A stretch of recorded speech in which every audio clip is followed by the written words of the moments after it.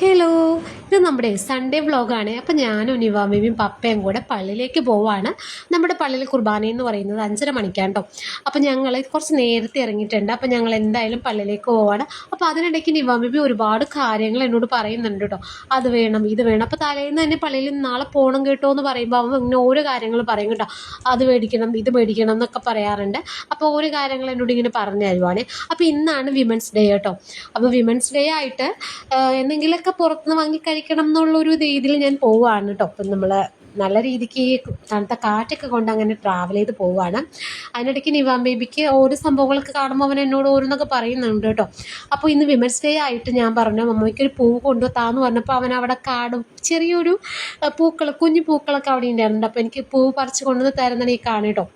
ഒരു പൂവ് women's day ആയിട്ട് വേണമെന്ന് പറഞ്ഞപ്പോഴുണ്ടല്ലോ അവൻ പിന്നെ അവിടെ നിന്ന് മാറുന്നേ ഇല്ല. അപ്പോൾ കുർബാന അവിടെ നിന്ന് അടിക്കുന്നുണ്ട്. നമ്മളുടെ കുർബാന കാണലെന്നൊക്കെ പറയുന്നത് ഇങ്ങനെയാണ്. കുറച്ച് സമയം പള്ളിക്കകത്തേക്കും പിന്നെ കൂടുതലും നമ്മൾ പുറത്ത് തന്നെ ഇരിക്കുന്നത്. കാരണം അവൻ ഭയങ്കര ബഹളമായിരിക്കും. നമ്മൾ കാരണം മറ്റുള്ളവർക്ക് ഡിസ്റ്റർബൻസ് ആവരുതല്ലോ. അപ്പോൾ ഞങ്ങൾ എന്തായാലും കുറച്ച് നേരം കൂടി പിന്നെ അവൻ ഒച്ച എടുക്കുമ്പോൾ ഞങ്ങൾ വെളിയിലോട്ട് ഇറങ്ങും കേട്ടോ. ഏറ്റവും അറ്റത്ത് വന്ന് നിൽക്കുവേ. കുഞ്ഞു മക്കളൊക്കെ ഉള്ളപ്പോൾ അങ്ങനെയൊക്കെ നമുക്ക് കുർബാനയ്ക്ക് കൂടാൻ പറ്റത്തുള്ളൂ. പിന്നെ അവൻ എന്താ കുർബാനയ്ക്ക് കഴിഞ്ഞു ഞങ്ങൾ പോവാമെന്ന് പറഞ്ഞിട്ട് പിന്നെ അവൻ അവിടെ നിന്ന് വരണ്ട. അവന് പിന്നെ കളിയോട് കളിയാണ്.